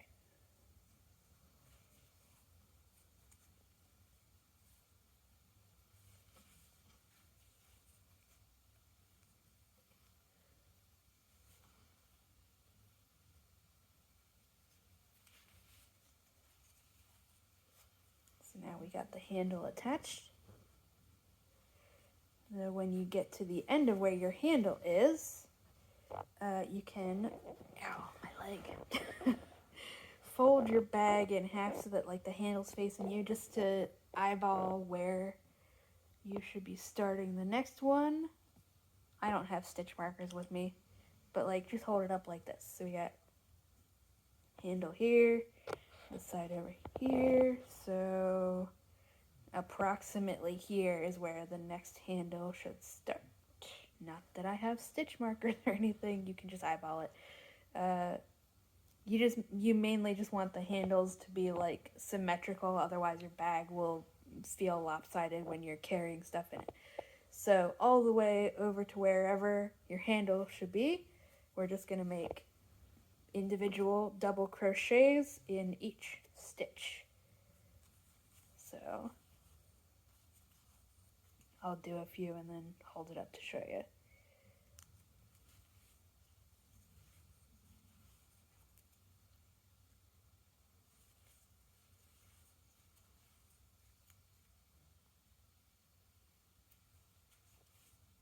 And you do not want to do single crochets for this, because otherwise, if you do that, your bag's opening will not stretch at all, and you will only be able to fit in exactly what fits in there. So we got the handle, got the space between the handles, and now we're starting a row of single crochet, or double crochet, not single, double crochet across. And then when we get to where this handle, or we get to the symmetrical spot, then we'll start the other handle and we'll go across to the other side and then make double crochets back to this handle. So that way we don't have to deattach and attach and all of that crap. It's really annoying and obnoxious. This way you don't have to cut the yarn except for when you're done or if you're changing colors like I am.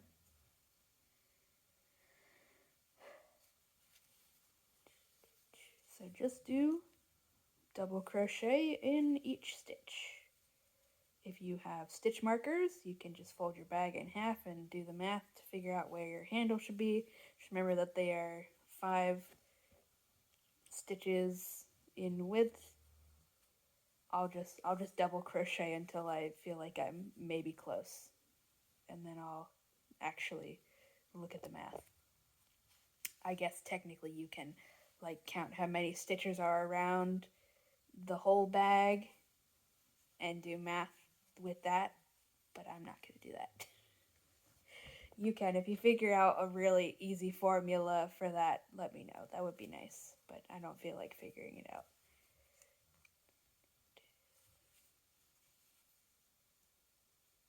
Fail.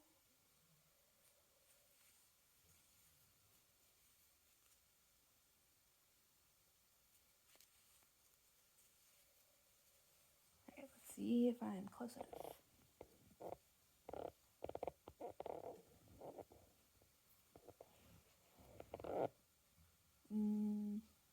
Let's see, maybe if you fold, I think if you fold the bag into quarters, yeah, you'll be able to line up the edge pot spots right here. So we got our handles here, we got non-handled side over here. So let's see, like stick your thumb through the matching gaps. Okay, so if I had a stitch marker, I would put it over here. Maybe I can find a piece of other string. Let me get another piece of string. I'll just use the remainder, or I'll get another stick. All right, we're just gonna sit that there.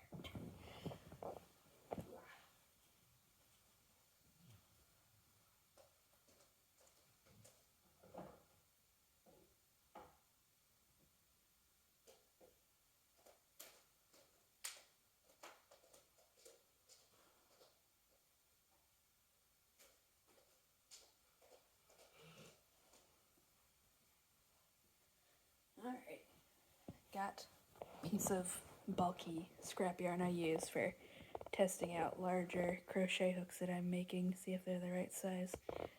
Drop my hook. Am I sitting on my hook? Almost. Sitting on the endangered species crochet hook. Alright, let me put the hook back in the loop. Alright, now, or maybe not, I'll just pull a big loop. Fold the bag into quarters.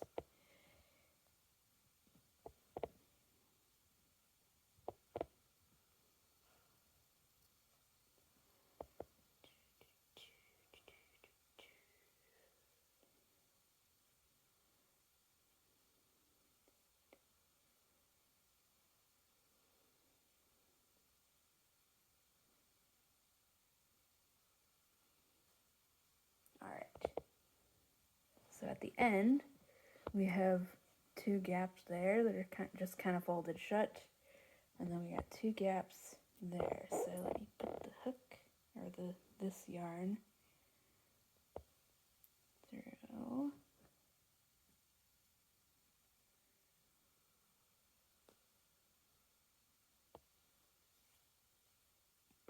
So that marks where the handles should end / start, depending on which side we're going. I'm just gonna tie that there, and then 5. So 1, 2, 3, 4, 5.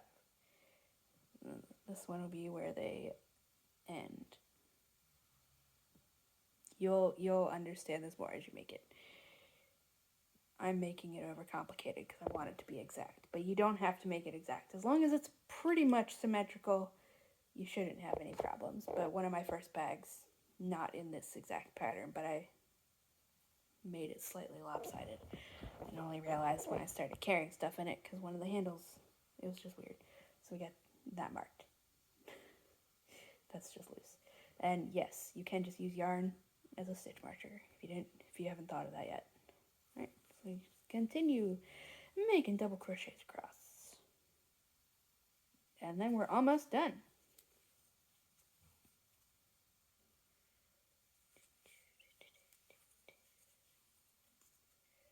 Apparently baseball bats are made of ash trees. Historically, I guess. You can probably count how many times I have to push my glasses back up my nose in this video.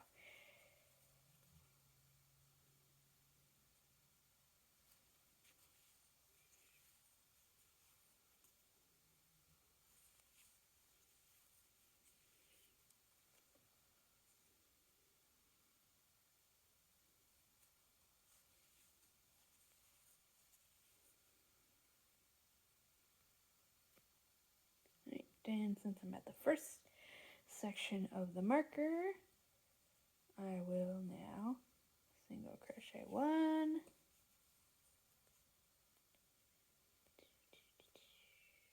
me pull that out so it's not in the way.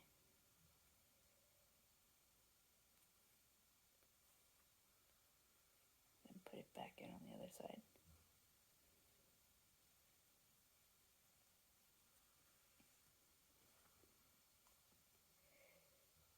Two. Get in there, hook.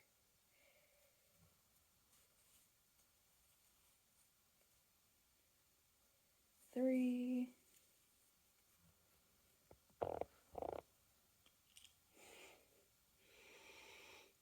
4. And 5. Undo that on this side.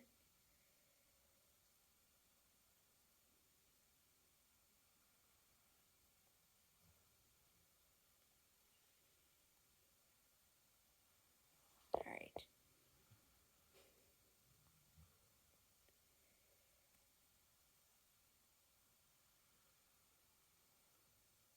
And then keep it on the other side so I know where exactly to put it when I get to that side. There we go.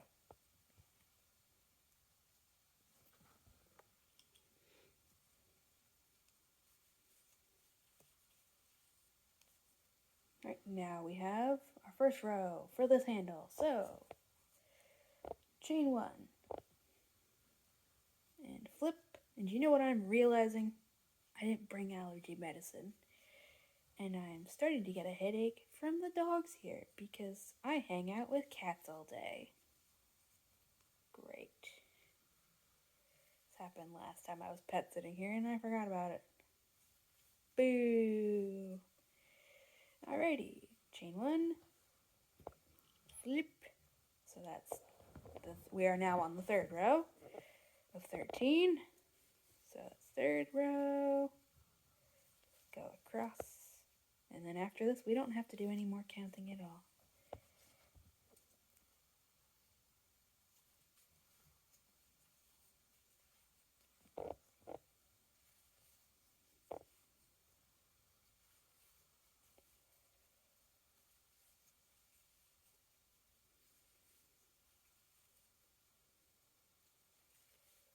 That was the fourth row. I forgot to say it out loud.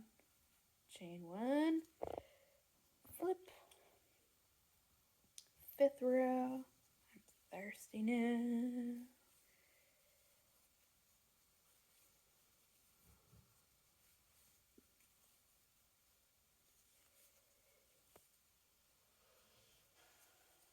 Chain 1, flip. This is the sixth row.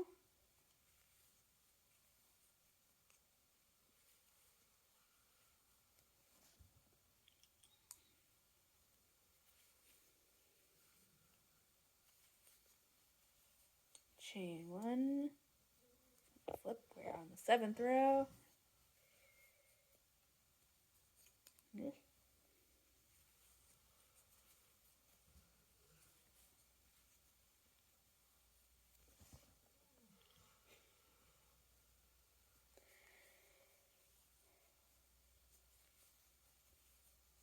Chain 1, flip.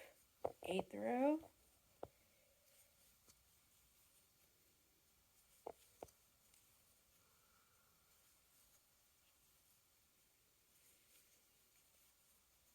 Chain 1, flip. Ninth row. Almost done.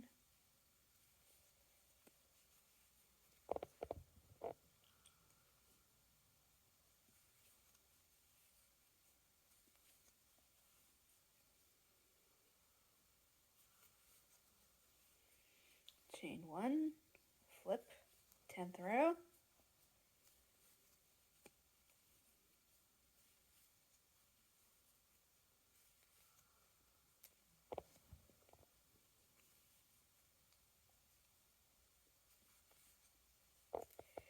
Chain 1, flip. 11th row.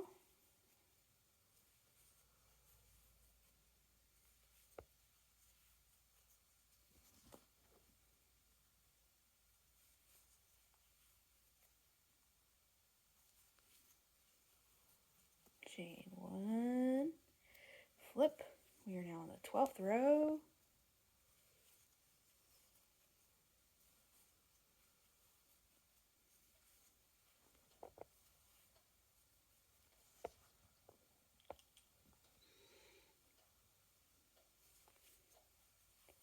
Chain 1 and flip, and we're now on the last row. Woohoo!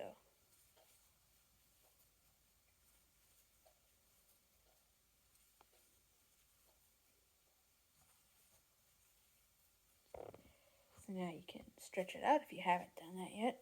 You don't really have to, but it just makes it easier. And now since I put the yarn there for the stitch marker, I don't have to count right now. So just take our hook and go in the matching side of the stitch marker, in which in this case is our yarn. Just make sure right when you do this that your handle doesn't get twisted, otherwise you'll just have to undo it and then do it again. It's not a big deal. Right, so we're doing a slip stitch. Wow, if I can manage that. Slip stitch. And then we're inserting the hook into the first stitch handle, I can pull out this side of our stitch marker yarn.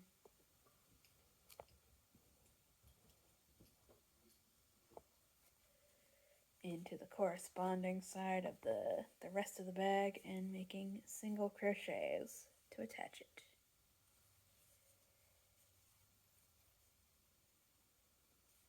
I actually don't need this other stitch mark here, so I can just pull that out.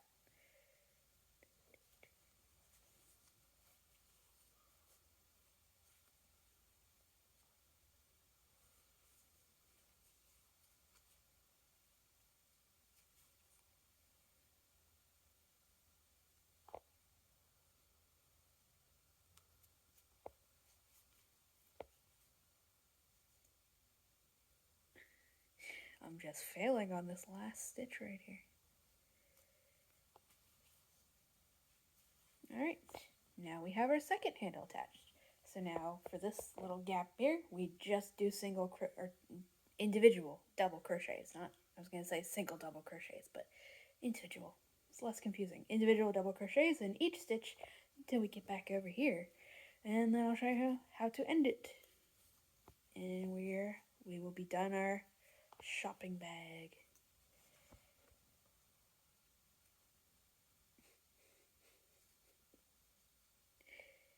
If you have family members that appreciate crochet gifts and always forget their shopping bags, this is a good thing to make for people that will appreciate it, especially if you do it in like really bright colors, so it's really obvious, so that they'll think, oh, well, first of all, they'll be more likely to remember if it's maybe a handmade gift and they understand how much effort put into it.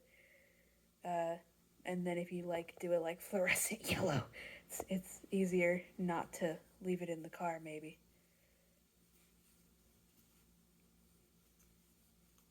So we're just doing double crochets in each stitch all the way back around.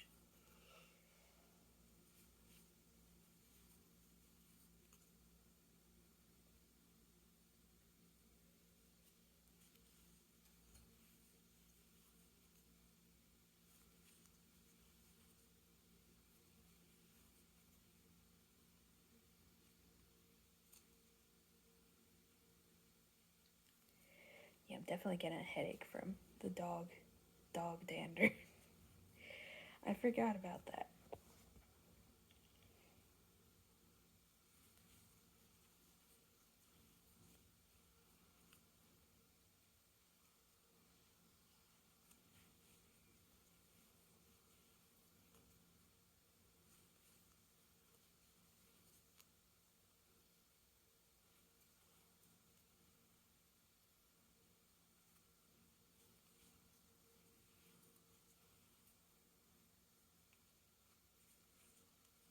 Alright, now we are all the way back across with the original handle.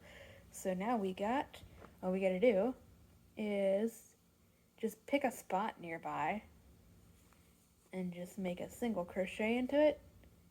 I usually just chain 2 just to be safe. And I don't have my scissors over here, so give me a second. Get the scissors. Take your scissors, cut a tail.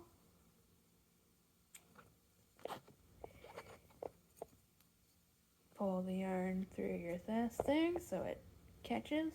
Pulling it down. Don't break it.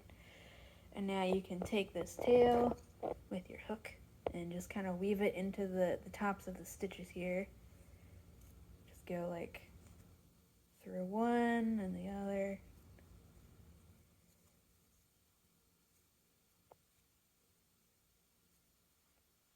If I don't drop it.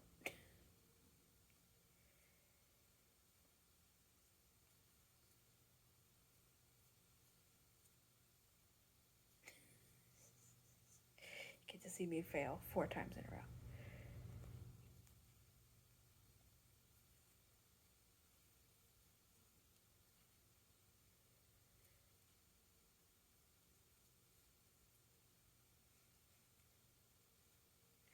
So pull it through a few going one way, and then you can turn around to go back the other way. That way it'll be kind of hidden. You don't have to worry about this coming undone unless somebody really puts their mind to it.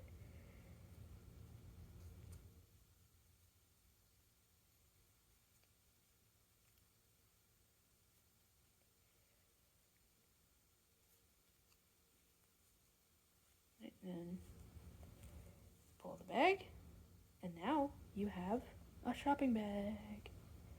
And you can put lots of stuff in this. I've fit 20 pounds in it, and if you don't believe me, well, I can show you the hook now, so let's do that. Okay, now you can finally see the hook itself. I swear, if the camera decides to go out of focus. So you can see how shiny it is, and it was this shiny when I found it, which is why I think it was dried or at least dead for a while. There's the circular leaf scar I was talking about, and then directly across from it is another matching one. The little smaller brown things you see are called lenticels. That's how the trees breathe. You can use them for identification as well. So up here the leaf scars are on that side, like that.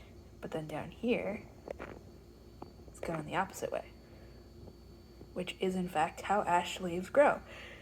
Up here is the hook section. You can see the pith got hollowed out there. You can see it coming through the top. There's the bottom. Here's the bag we just made. You can finally see the colors. And to show how strong it is, I got most of a gallon of tea and a 1 liter thing of cola. So let me stick those in here.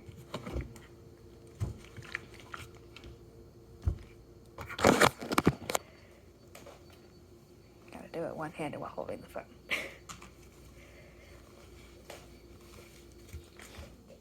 Yeah, no problem. And I've literally carried these things here in a bag exactly like this, but with both of my 2 liters in here. So the only limit is like how muscular your arm is. And here, I'll show you again. You can see what I meant about the stretchiness. So if you're short, like me, don't make them too long or they will drag on the ground, because they're designed to stretch. If you don't want it stretchy, you could, I guess, make it all in single crochet or just make less rows. But I want them to be stretchy because this way, because the base is so big, you can like, we do that. You can fit lots and lots of stuff in here as long as the base is wide enough. Mostly for really lightweight things like boxes of crackers and stuff like that. But yeah, hopefully this was helpful. And again, you can see the colors. Kind of like a darker Fruit Loops color. And then we got the white because we are running out of that. But yeah, here's what the handle attachments look like. This is the side where it gets connected with single crochets. Here's where it just comes from. Vice versa on this side where we turn around, and then single crochets over here. You can make the handles wider, but I don't really recommend making them skinnier than this. They'll just get more uncomfortable to hold the thinner they are, because it's less distribution of weight across your palm. Okay, hopefully that was at all helpful, or at the very least entertaining. So yeah, here's the hook again. And I got more.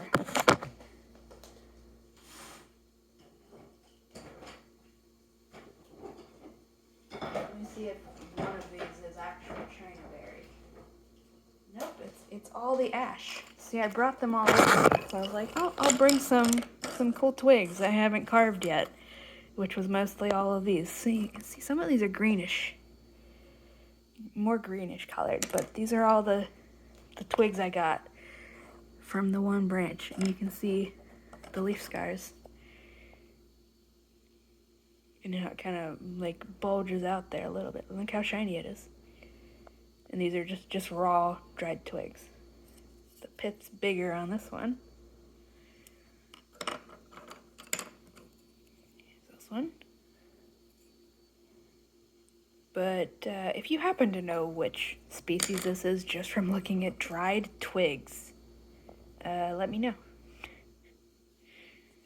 I have not seen the tree itself. Again, these were just found in a brush pile at the edge of the sidewalk that somebody chucked there.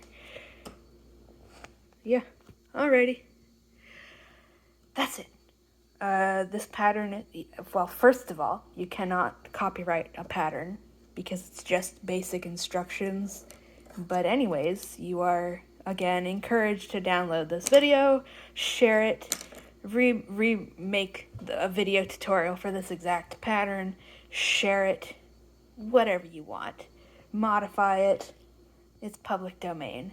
All crochet patterns are public domain, because that is simply how it works. Anyways, let's just do a close-up of the hook quick.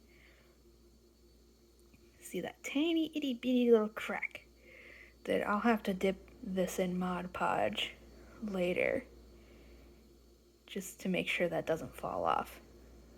I wasn't sure how these would work because they very visibly have a pith, but it seems to be working okay. Like the rest of this, these connections seem to be strong enough that the pith isn't causing problems, and the pith doesn't cause problems for yarn because it just stays on the wooden part. But yeah, made a crochet hook out of a critically endangered species without realizing it.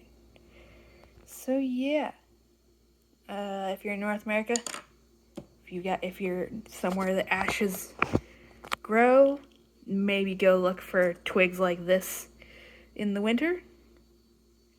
I don't know. All right, bye-bye. Hopefully this helps you make some reusable shopping bags. I will say if you use cotton yarn, this is acrylic because nowhere near me except Hobby Lobby, which I refuse to shop at, sells cotton yarn. So this is all I have access to.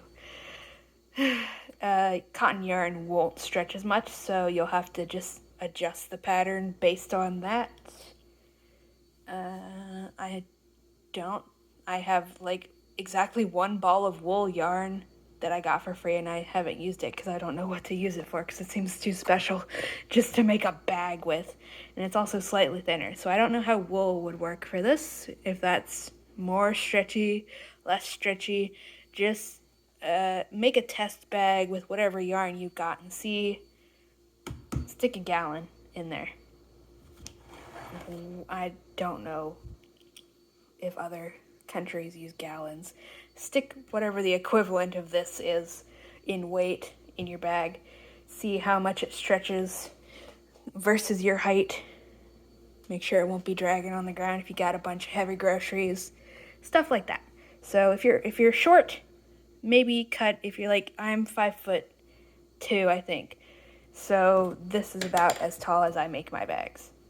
If you're shorter than me, maybe like skip out on some rows just so your groceries aren't going on the ground. Alrighty, that's it. Bye-bye.